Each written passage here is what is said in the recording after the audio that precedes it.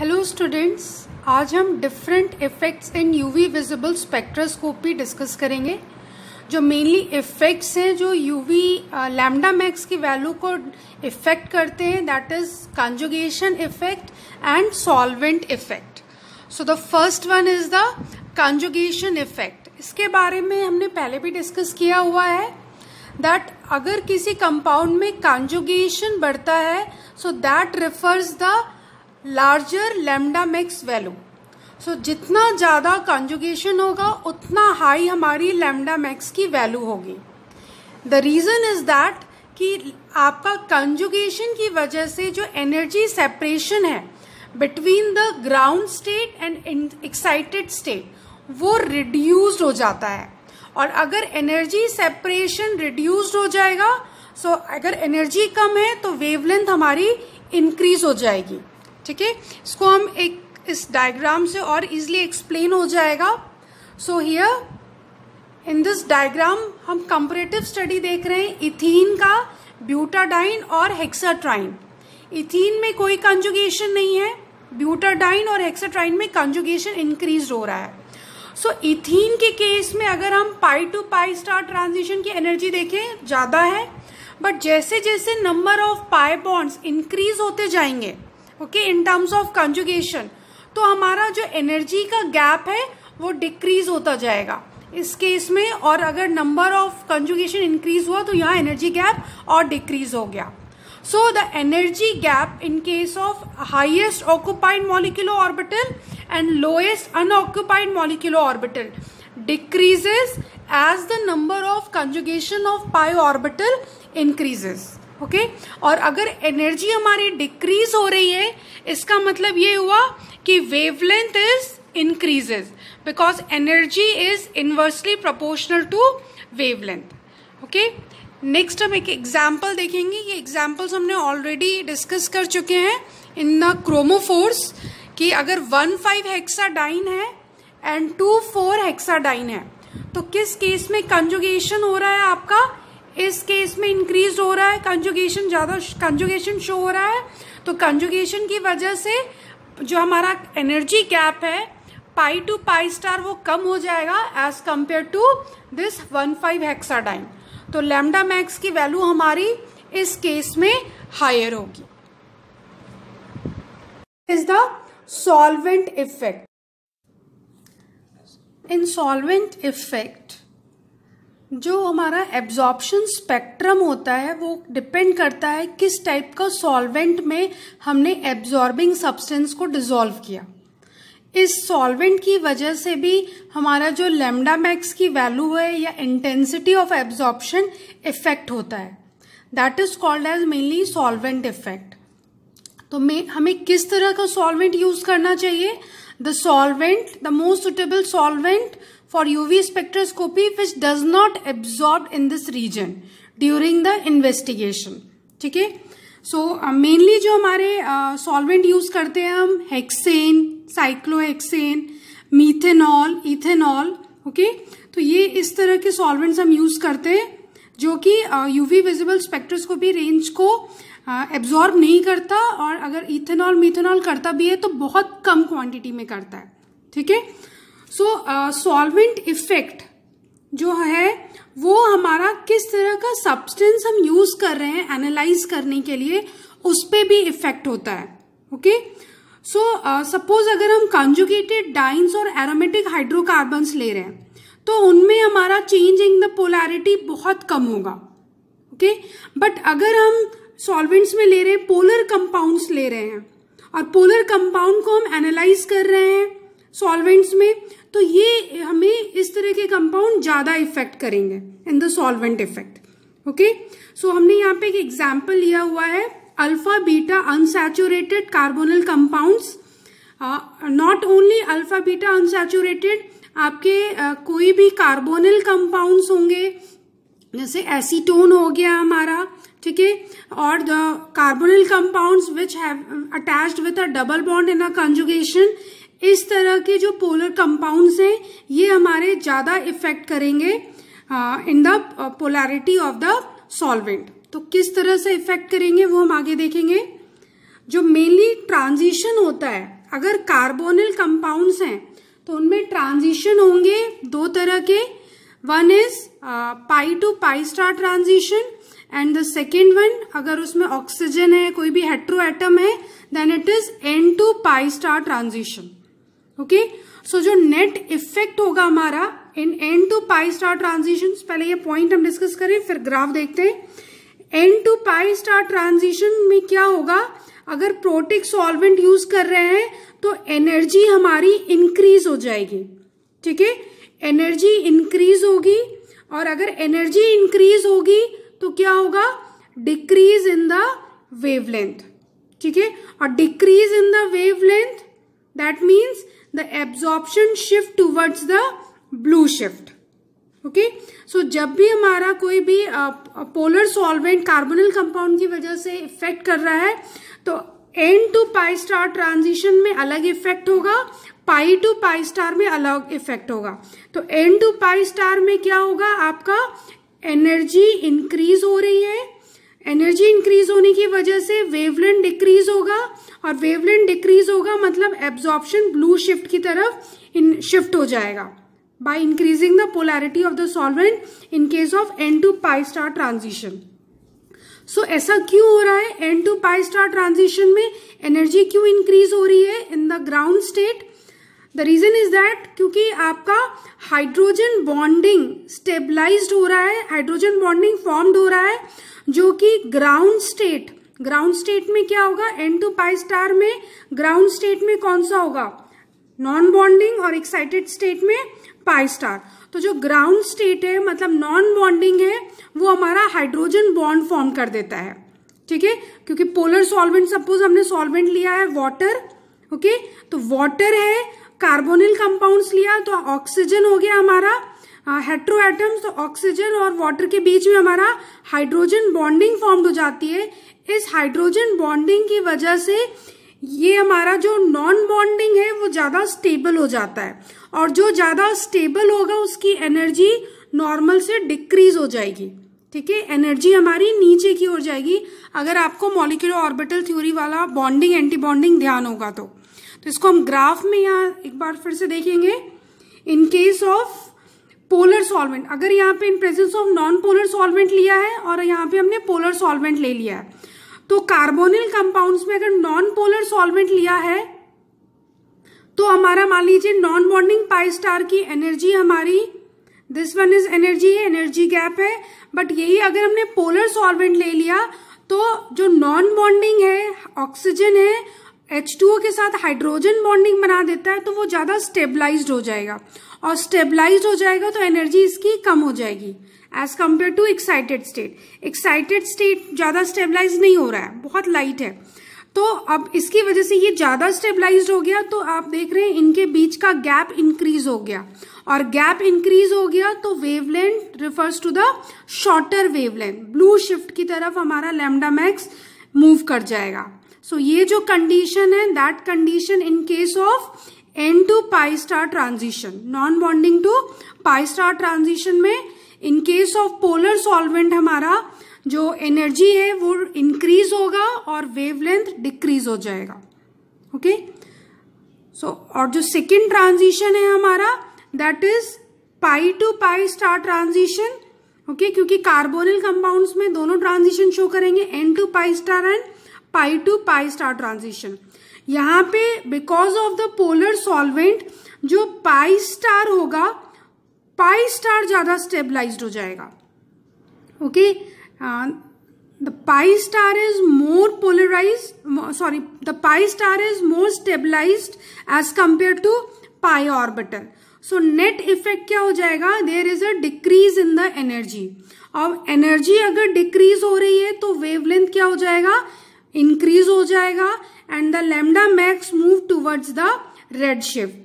So due to the increase in the polarity of the solvent, in case of carbonyl compound or in pi to pi transition, the wavelength move towards the red shift or longer wavelength. ऐसा क्यों होगा, क्योंकि जो हमारा anti bonding है वहां पे pi star पे डायपोल डायपोल इंट्रैक्शन शो होगा with the solvent molecule, which lowers the energy.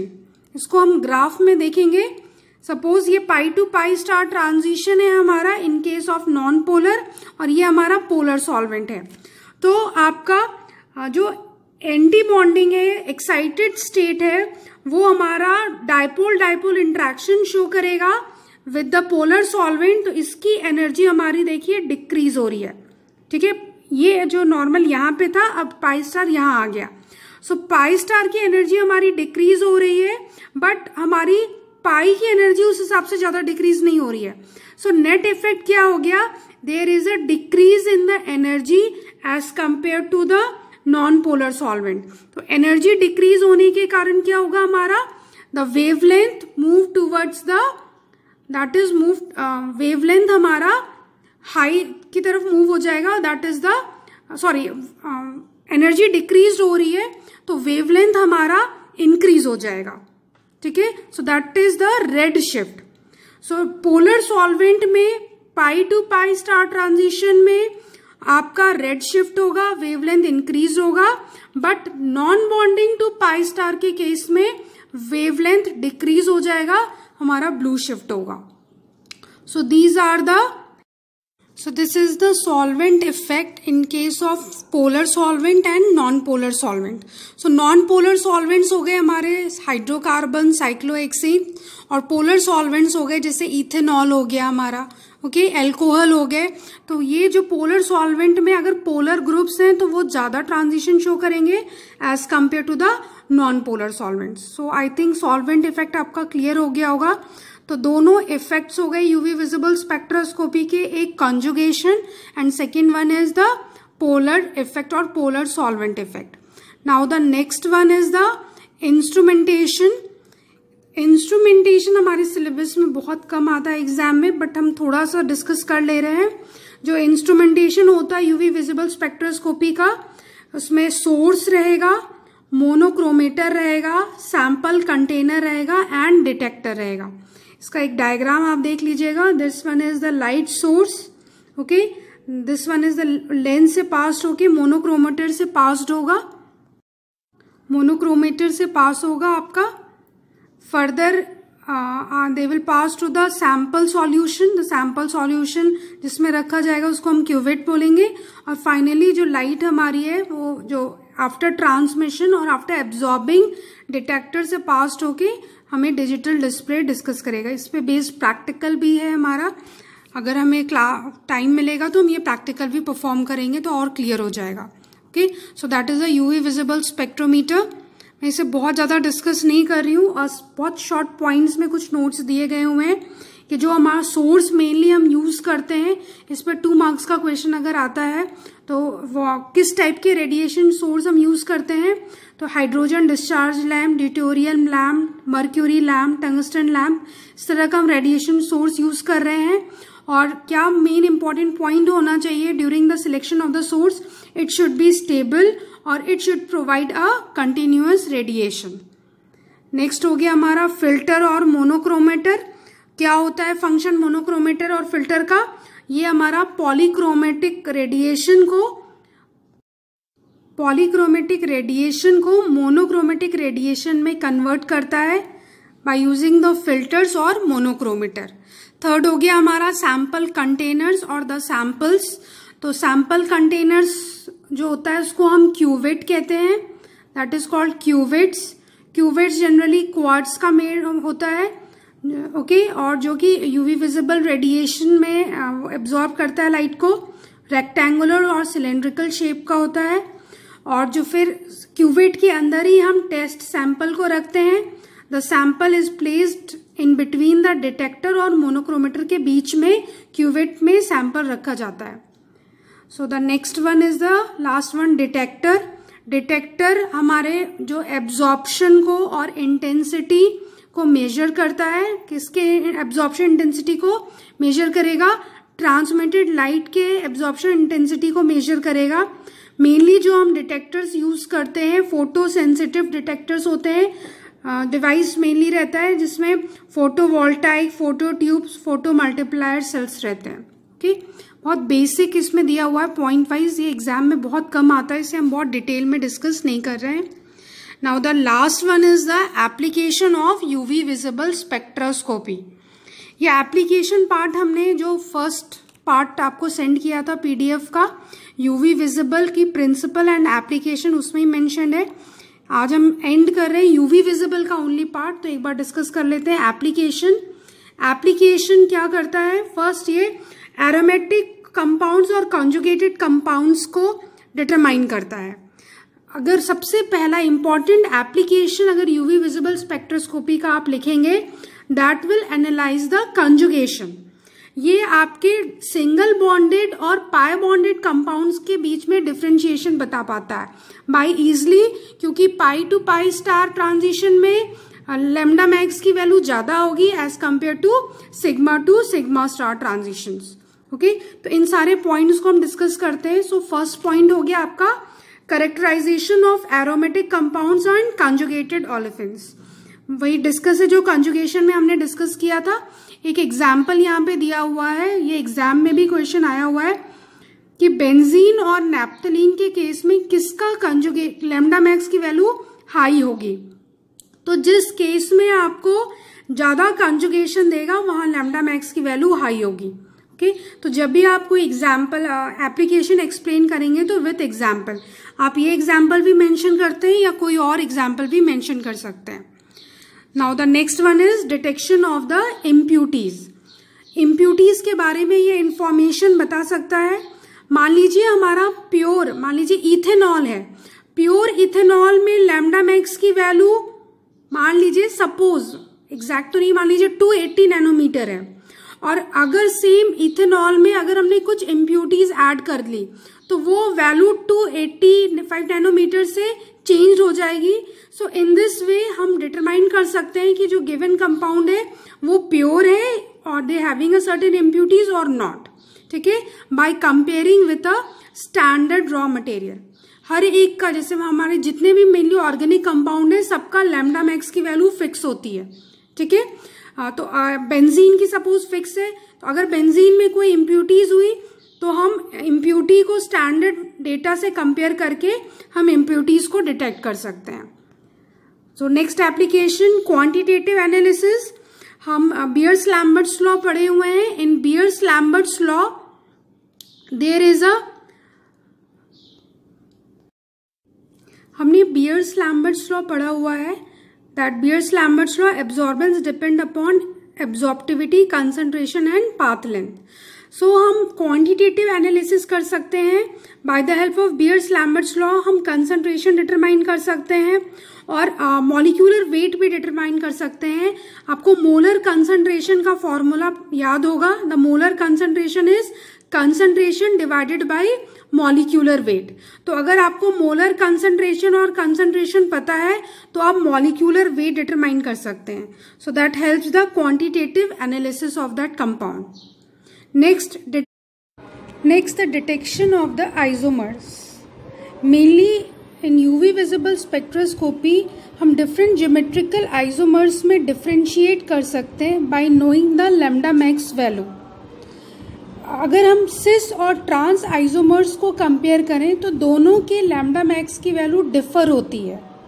The reason is that कि पाई टू पाई ट्रांजिशन के लिए coplanarity is needed. Okay, because of the coplanarity we can easily get the pi to pi star transition. So because जो हमारे सिस isomers होते हैं उनमें steric strain developed हो जाता है और which prevents the complete coplanarity, and that's why the cis isomers की जो लैम्डा मैक्स होती है वो शॉर्टर वेवलेंथ होगा as compare to the trans isomers. So same reason हम एक्सप्लेन करेंगे इन द ट्रांस टिल्बिन और सिस टिल्बिन में। That is in trans form में आपका कोप्लैनरिटी एग्जिस्ट होगी, बट इन सिस में because of the steric strain हमारा coplanarity exist नहीं हो पाता है। Okay, it prevent the coplanarity and that's why they will show the lower lambda max value as compared to the trans form. Next application is qualitative analysis, जो हमने already discuss किया हुआ है। And the next one is study of the kinetics of the chemical reaction. कोई भी chemical reaction के लिए जब हमारा रिएक्टेंट से प्रोडक्ट फॉर्म्ड होता है तो कंसंट्रेशन ऑफ रिएक्टेंट कम होने लगता है। तो all of you know that absorbance is directly proportional to the concentration.